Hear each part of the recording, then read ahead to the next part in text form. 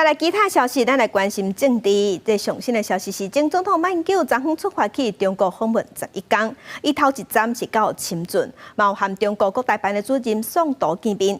马英九是强调讲，两岸关系和平稳定，才是两岸人民的福气。也对方是表示，两岸同胞是一家伙啊，爱互相加行大。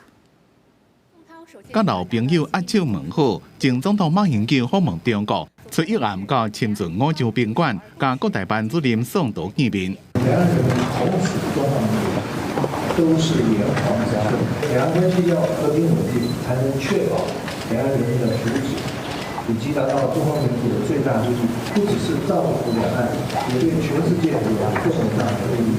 两岸同胞是一家人，家和万事兴。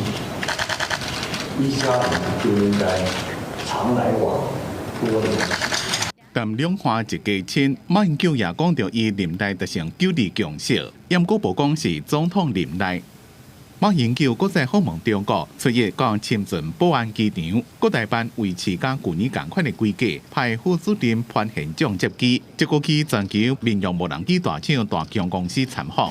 那后面我们甚至还推出了240。在台湾支持大汉的大强总裁罗振华亲自接待，马英九也搁甲迷你无人机提手的顶看有活动，并也过去参访深圳另外一间大企业腾讯，创办人马化腾也亲自迎接，介绍因研发的 AI 助听器，价格降低至了3000到8000元区间了。